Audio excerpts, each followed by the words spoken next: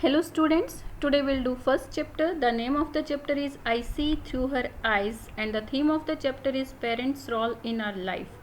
बेटा पेरेंट्स का रोल हमारी लाइफ में बहुत ही ज़्यादा इम्पॉर्टेंट है। वो जो कुछ करते हैं अपने बच्चों के लिए ही करते हैं हमेशा, चाहे वो बच्चों को डांट रहे हैं या फिर उनको प्यार से ट्रीट कर रहे हैं। Everything they do for their child only. अगर वो कई बार डांट भी रहे हैं, अगर हमारे पेरेंट्स हमें डांट भी रहे हैं तो कहीं ना कहीं उस डांट के अंदर बच्चों के लिए वेलफेयर छिपा हुआ होता है। ओके, बट कई बच्चे ऐसे होते हैं जो अपने पेरेंट्स के रोल को, अपने पेरेंट्स की इम्पोर्टेंस को नहीं समझ पाते हैं। इस चैप्टर में भी हम एक ऐसे ही बॉय के बारे में पढ़ने वाले हैं जो अपने मदर की इम्पोर्टेंस को नहीं समझ पाता है, बट एट लास्ट उसको रियलाइज़ भी होता है कि हाँ वो गलत था, उसका बिहेवियर जो उसकी मदर के लिए था वो भी गलत था। But there is a proverb ना, no benefit in crying over spilled milk. Okay, but कि अब पछताए क्या हो जब सारा काम ही खराब हो चुका है, उसके बाद पछताने से क्या होता है। चलिए स्टार्ट करते हैं और पता लगाते हैं कि मदर और बॉय के साथ क्या हुआ था। My mother had only one I, it was such an embarrassment. मेरी मदर की सिर्फ एक ही आई थी और ये मेरे लिए एक एम्बेरसमेंट मीन्स शेम फील करवाने जैसा था। हमेशा वो बॉय जो है अपनी मदर की वन आई से बहुत ज़्यादा परेशान था।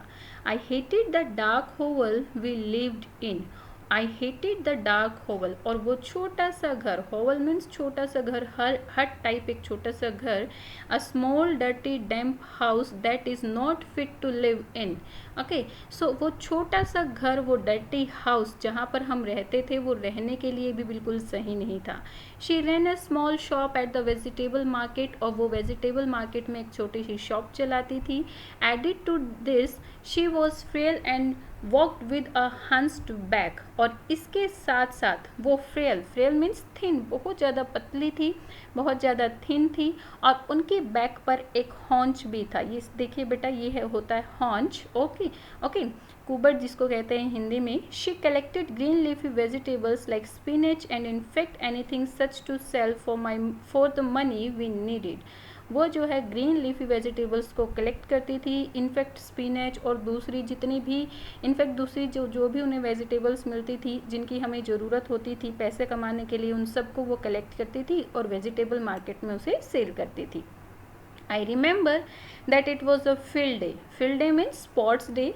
मुझे याद है कि वो एक फील्ड डे था, स्पोर्ट्स डे था। And my mother came to school, I was embarrassed, और मेरी मदर स्कूल आती हैं और मैं एम्बेरस्ड मीन्स अशेम्ड, मैं अशेम्ड हो गया। How could she do this to me, I threw her a hateful look and ran out. वो ऐसा मेरे साथ कैसे कर सकती थी, यानी कि कैसे वो जो है अपने बच्चे को शेम करवाने के लिए स्कूल में आ सकती थी। मैंने उनको एक हेटफुल, नफ़रत भरा एक लुक दिया और वहाँ से भाग गया। The next day when I went to school my friends teased me your mom has only one eye and laughed at me. और नेक्स्ट डे जब मैं स्कूल गया तो मेरे फ्रेंड्स ने मुझे चिढ़ाया, टीज़ किया, और उन्होंने कहा कि तुम्हारी मदर की सिर्फ एक ही आँख है, और वो लोग मेरे ऊपर हंसने लगे।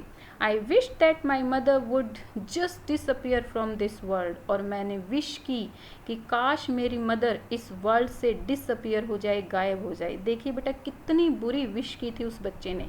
One day after a great conflict in my mind I finally asked her, mom why don't you have the other I. और एक दिन फाइनली डिसाइड करने के बाद मैंने अपनी मदर से पूछा कि mom why don't you have the other I, तुम्हारी दूसरी आँख क्यों नहीं है। You have only made me laughing stock all around, और तुम सिर्फ मुझे एक मजाक का पात्र बना देती हो हर समय पर, मतलब हर जगह जो भी कोई मुझे देखता है कि तुम्हारी मदर की एक आँख है, वो सब मेरा मजाक उड़ाने लगते हैं। Why don't you just disappear, वो कहता है कि मम्मा तुम डिसअपियर क्यों नहीं हो जाती, तुम इस वर्ल्ड से गायब क्यों नहीं हो जाती हो। कितनी बुरी तरह से अपनी मदर से बात कर रहा था। My mother did not respond, और मेरी मदर ने कोई रिस्पॉन्ड नहीं किया। I guess I felt a little bad but at the same time I felt good to think that I had said what I would wanted to tell her for a long time. मैंने feel किया कि शायद मैंने कुछ बुरा बोला है, लेकिन सेम टाइम मुझे अच्छा भी फील हो रहा था कि मैं वो बात जो कभी से कहना चाहता था, मैंने उनसे ये बात कह दी है। यानी एक लंबे टाइम से जो बात मैं उन्हें कहना चाहता था, वो बात मैंने उन्हें बोल दी है। Maybe it was because my mom hadn't punished me, but I did think that I had hurt for feelings very badly.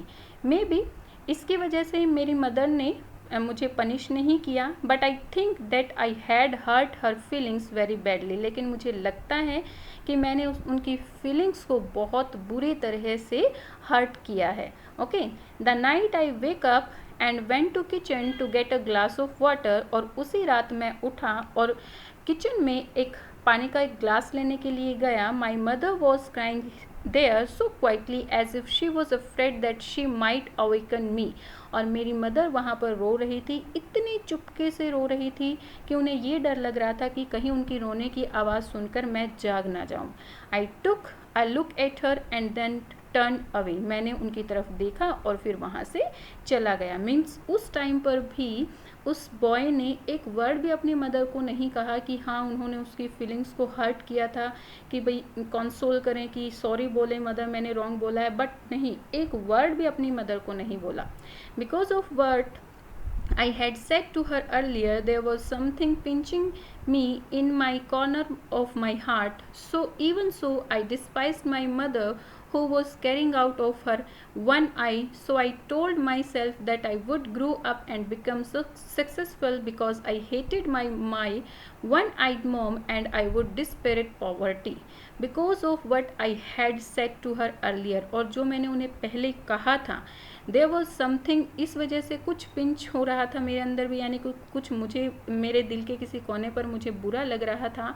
Even so I despise my mother who was crying out of her one I. Even so I डिस्पाइज्ड my mother. Despise means dislike. Even मैं जो है अपनी mother की वो one आई को dislike करता था।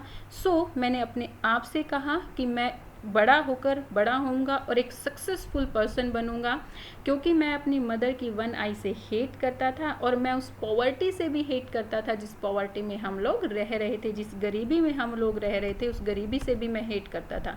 इसीलिए वो बॉय जो है उस दिन क्या डिसाइड करता है कि वो बड़ा होकर एक सक्सेसफुल पर्सन बनेगा। Then I studied really hard.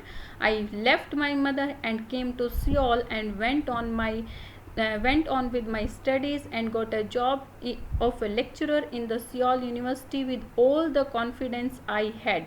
फिर मैंने जो है बहुत ज़्यादा मेहनत की, बहुत ज़्यादा स्टडी की। मैंने अपनी मदर को छोड़ दिया और सियोल एक प्लेस का ही नेम है बेटा, और सियोल चला गया। वहाँ पर भी मैंने अपनी स्टडीज़ को कंटिन्यू रखा और फिर मुझे जो है सियोल यूनिवर्सिटी में एक लेक्चरर की जॉब मिल गई। Time flu away, time pass होता चला गया। I married a beautiful woman and I purchased an apartment in the finest locality of the city. Later I had kids too. Time pass होता चला गया, मैंने एक ब्यूटीफुल लेडी के साथ शादी की और एक अपार्टमेंट, एक घर खरीदा जो कि सियोल की एक बहुत ही अच्छी लोकेलिटी थी वहाँ पर। और later I had kids too, और बाद में मेरे बच्चे भी थे। Then I started living here happily as a successful man, और फिर मैंने यहाँ पर एक सक्सेसफुल मैन की तरह हैप्पीली लाइफ को जीना शुरू कर दिया। I liked it because it was a place that did not remind me of my mom. मुझे बहुत अच्छा लग रहा था क्योंकि ये वो प्लेस था जहाँ पर मुझे मेरी मदर की वन आई की याद जो है कभी नहीं आती थी। This happiness was getting bigger and bigger, और ये हैप्पीनेस और ज़्यादा बड़ी और बड़ी होती चलेगी। When someone unexpected came to see me, और जब तक ये बड़ी होती चली गई, जब तक कि मैंने कुछ अनएक्सपेक्टेड अपने साथ होता हुआ ना देखा। Who was this? It was my mother still with her one eye. और क्या अनएक्सपेक्टेड हुआ था उनके साथ? वो जिनकी वन आई थी, यानी कि उनकी मदर वहाँ पर उनसे मिलने के लिए आ गई।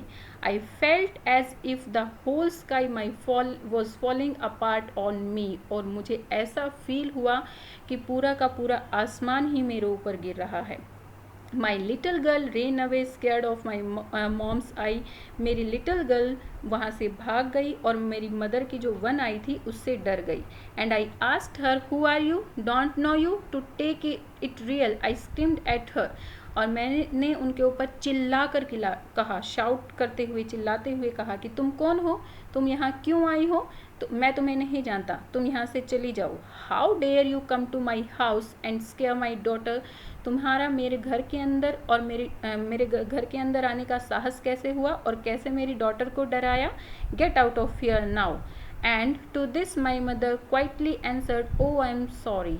और मैंने उनसे कहा कि यहाँ से अभी चले जाओ. और ये सारी बातें सुनकर मेरी मदर ने मुझे क्वाइटली आंसर किया कि आई एम सॉरी. वो उनसे माफ़ी मांग लेती है. I may have come to wrong address and she disappear. उन्होंने कहा कि शायद मैं एक गलत पते पर आ गई हूँ और फिर वो वहाँ से चली गई. सी बेटा, कितना बैड बिहेव किया था उसने अपनी मदर के साथ. Thank goodness she didn't recognise me. वो बच्चा जो है खुश हो जाता है. Now this time it was not a child. वो उसका जो सन है वो खुश हो जाता है और कहता है कि थैंक गॉड उन्होंने मुझे रिकग्नाइज, मुझे नहीं पहचाना. I was quite relieved. I told myself that I wasn't going to care or think about this for the rest of my life. मैं जो है अब रिलीफ हो गया था, थोड़ा सा मैंने हल्का महसूस किया और मैंने अपने आप से कहा कि मैं इस बात के बारे में कभी नहीं सोचूंगा और मेरी पूरी लाइफ में मैं इस चीज़ की कभी केयर भी नहीं करने वाला हूँ.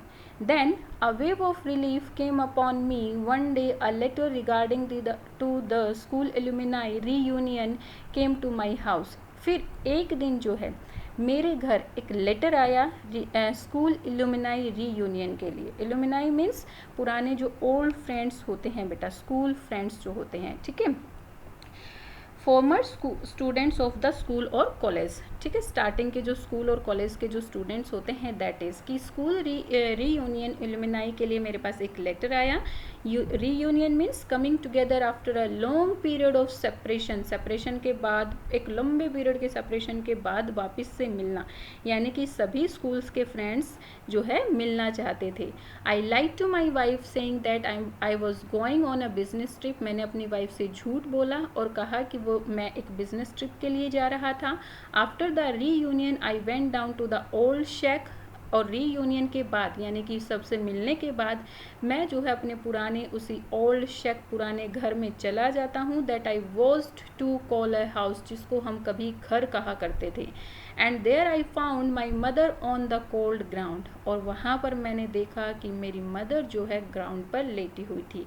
But I did not shed a single tear. She had a piece of paper in her hand. It was a letter address to me. लेकिन मैंने जो है एक सिंगल आंसू भी नहीं बहाया. उनके हाथ में एक पेपर था जो उन्होंने मेरे लिए लिखा था. सी बेटा, अब उन्होंने देख भी लिया था कि उनकी मदर की डेथ हो चुकी है, लेकिन फिर भी एक सिंगल टीयर भी अपनी मदर के लिए नहीं बहाया. कितना ज़्यादा रूड था वो अपनी मदर के लिए. शी रॉट, उन्होंने लेटर में क्या लिखा हुआ था, I think my life has been enough now. मुझे लगता है कि अब मेरी लाइफ पूरी हो चुकी है. And I won't visit Seoul any more. But would it be too much to ask if I wanted you to visit me once in a while. मुझे लगता है कि मुझे सियोल कभी नहीं आना चाहिए था और मैं कभी वापस जो है सियोल नहीं आऊँगी. लेकिन क्या ये पूछना इतना ज़्यादा होगा कि मैं तुमसे सिर्फ इतना पूछना चाहती थी, क्या तुम मुझसे कभी मिलने के लिए आओगे. उसकी मदर सिर्फ इतना ही पूछना चाहती थी उनसे. I miss you so much. मैं तुम्हें बहुत ज़्यादा याद करती हूँ. And I was so glad when I heard you are coming for the reunion. और मैं बहुत ज़्यादा खुश थी जब मैंने सुना कि तुम जो है रीयूनियन के लिए आ रहे हो. But I decided not to go to school for you. लेकिन मैंने तुम्हारे लिए, सिर्फ तुम्हारे लिए ये डिसाइड किया कि मैं स्कूल नहीं जाऊंगी. I am sorry that I have only one eye and I was an embarrassment to you for as long as I remember. I am sorry बेटा, इस चीज़ के लिए मैं माफ़ी मांगती हूँ कि मेरी सिर्फ एक ही आँख थी और मैं तुम्हारे लिए हमेशा शेम का रीज़न बनी रही. जितना मुझे याद है, तुम जो है हमेशा शेम ही फील करते थे मुझे देखकर. You see, when you were very little you met with an accident and lost one of your eyes. वो अब मदर उन्हें बताती है कि जब तुम छोटे से बच्चे थे तुम्हारा एक एक्सीडेंट हुआ और तुम्हारी एक आँख जो है खो गई थी, यानी कि उस एक्सीडेंट में तुम्हारी एक आँख चली गई थी. Okay, then as a mother I couldn't stand watching you having to grow up with only one eye, so I gave you mine. I was so proud of my son who was seeing a whole new world for me in place of with that eye. और as a mother मैं ये कभी नहीं देख सकती थी कि तुम सिर्फ एक ही आँख के साथ बड़े हो, इसीलिए मैंने अपनी एक आँख तुम्हें दे दी. और मुझे अपने बेटे पर बहुत ज़्यादा प्राउड है जो कि मेरी जगह पर मेरी आँख के साथ इस पूरे वर्ल्ड को देख रहा है. अब उस सन को पता चल जाता है कि उसकी मदर के पास एक ही आँख क्यों थी. सी बेटा, यहाँ पे देखिए मदर ने अपने बेटे के लिए कितना किया, लेकिन सन ने अपनी मदर के लिए क्या किया? नथिंग. वो हमेशा उनके साथ रूड रहा, उनका बिहेवियर हमेशा अपनी मदर के साथ बहुत ही ज़्यादा बुरा रहा.